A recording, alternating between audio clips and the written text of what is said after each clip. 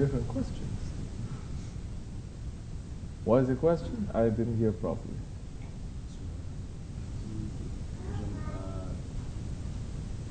In the Ramazan, in the holy months, holy months, we wanting to clean the things that we did wrong in the past.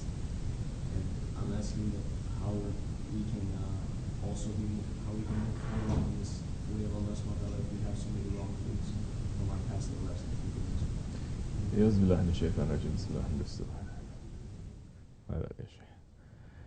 Yeah, this is something that we've been speaking about for the past few weeks. It's not just tonight. We're talking about asking for forgiveness because we entered to Barat. We passed Barat. What it means for forgiveness and what's after forgiveness. That's what you're asking, correct? We want to be clean. But so many people, they get clean to become dirty again. Isn't it? So many people, they want clean because they cannot carry that dirtiness anymore. Not because they want to come closer to Allah. Do you understand? Like American way. I'm sorry. They say I'm sorry because there is a conflict there. They don't want that conflict to be there. It's not because they understand what that conflict is and why and who did what. They say, I'm sorry we're having this argument. But do you know what you're fighting about? Do you know what you're arguing about? Is it worth or is it not? So it's just a feeling that you want to get rid of. Whatever it is, whatever feeling we have, whatever questions that we have a role model in front of us. We have 124,000 Sahabe Kiram that are role models in front of us, how they conducted themselves with the Prophet ﷺ. So many of them, they came from backgrounds that they were filled with the wrong actions and wrong intentions, correct? They were burying their dead. I mean, they buried their dead, but they buried their children too, who were alive. They were worshipping idols. They were oppressing the orphans and those without any rights. So many things that they were doing. But when they met the Holy Prophet ﷺ, and when they believed in the Shahadat, then what happened? That is our role model. We are so dirty, we met our Shaykh. We are so dirty, we enter into a clean month that is going to clean us up. You understand? Then what happens? What happened there? The Sahabe Kiram, when they met the Holy Prophet ﷺ, what happened there? They fell in love. They fell in love with the Haqq. They fell in love with the Prophet ﷺ. They fell in love and they put the Prophet to be priority above everything. And that love, it gives you that passion. And that passion, it gives you the motivation to run. Because you cannot have love without running to show that love. There's no such love as love, I'm just going to receive that love. I'm not going to show. Impossible. It does not work that way. You have a love, you want to show that love. They met the Holy Prophet ﷺ, they understood. They see that sun of truth shining. It took away all that darkness. Now, in second Jahiliyyah, they filled with so much darkness, they go to see the Shaykh. After the Shaykh cleans them up, then they say, goodbye, adios. Now I'm clean, very good, farewell, goodbye. And then they go and they continue with their lives. You understand? So what happens after forgiveness?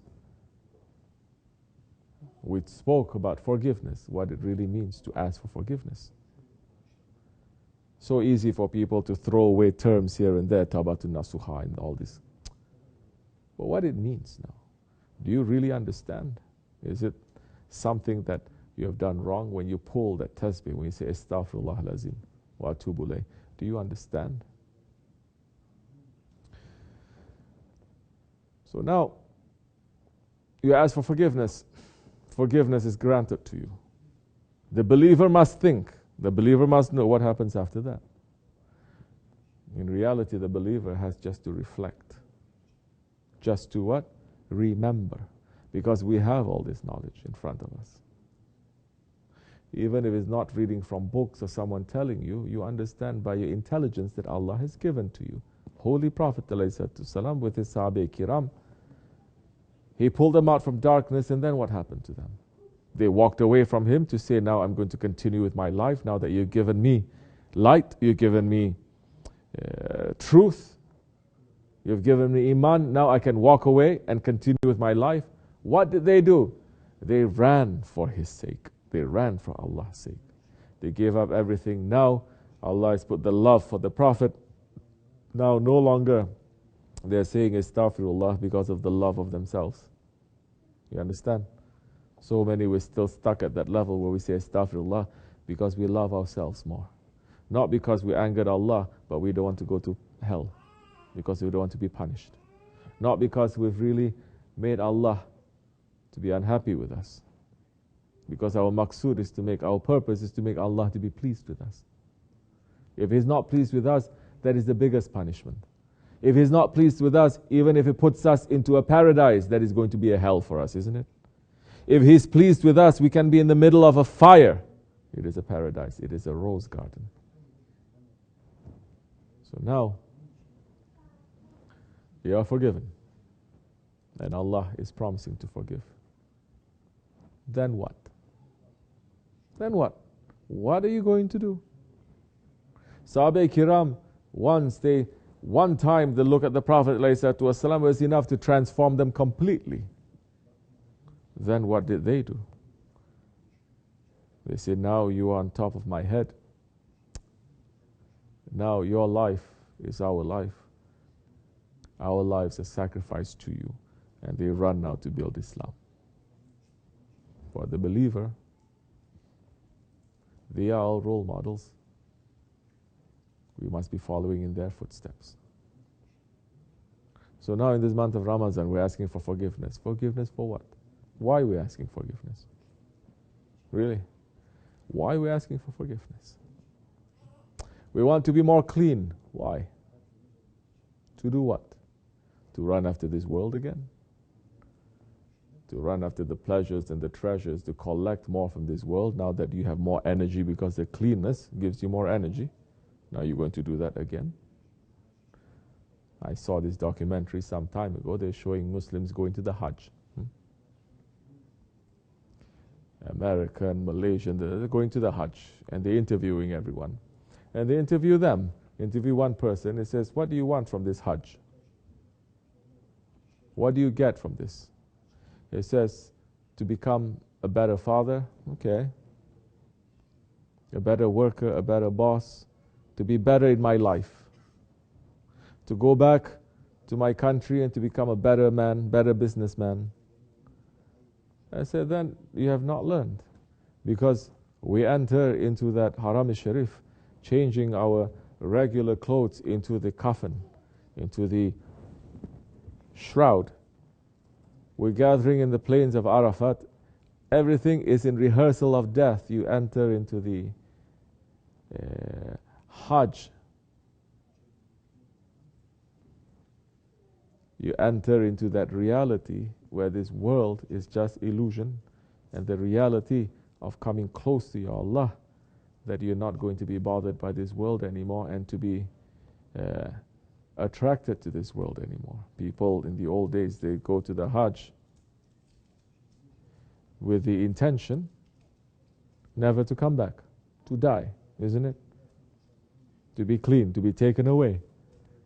Now, people are going to the Hajj because they want to come back to become better. Then, again, you have a business dealing with Allah. Then you go into Allah, not to go to your Mawla, not to go to the hereafter, you go to Allah to have a better dunya. So now we enter into this month of Ramazan to ask for forgiveness. Forgiveness, and then what? What were we going to do? What are you going to do now that you are cleaned? Run in the way of Allah. Run in the way of the Prophet ﷺ. Put him priority. Then slowly, step by step, you understand what it means, putting him in priority. What is he putting in priority? Yes, he's serving Allah subhanahu wa ta'ala. But he came for the ummah. Now then you start to look, who is the ummah? What is the ummah? You start to look right, left, you start to look up, and you start to look down. You start to understand them. Then you start to have a community. You start to become better ones running for the way of Haqq. Otherwise, don't sell this Ramazan cheap. Don't sell it cheap.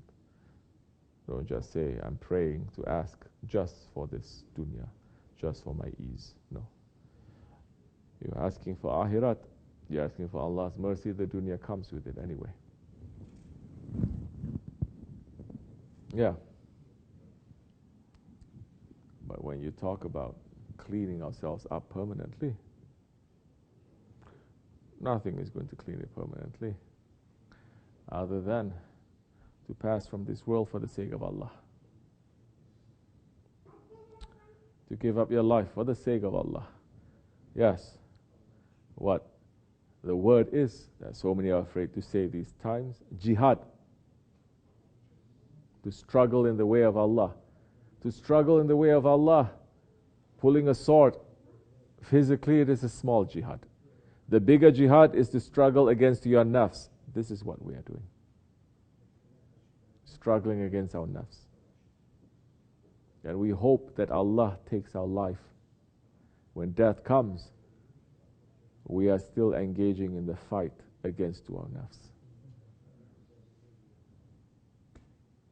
You understand? How, in a way, it is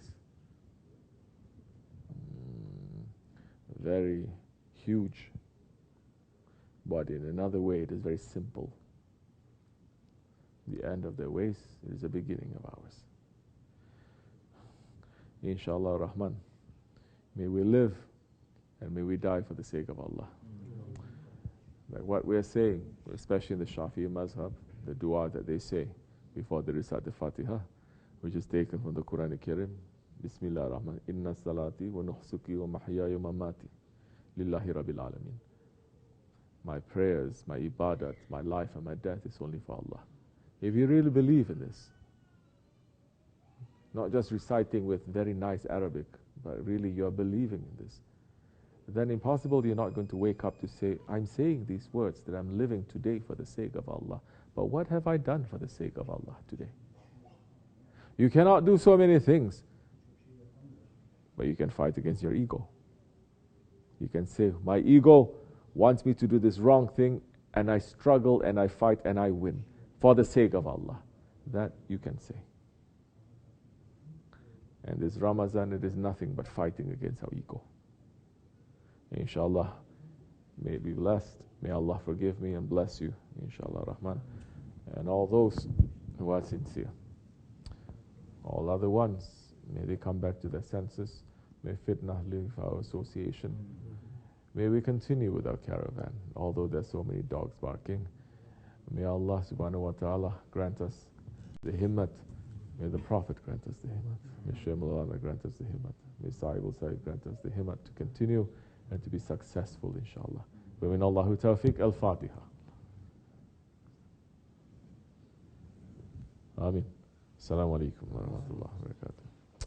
Okay, give the drinks. Any question anyone has? Say.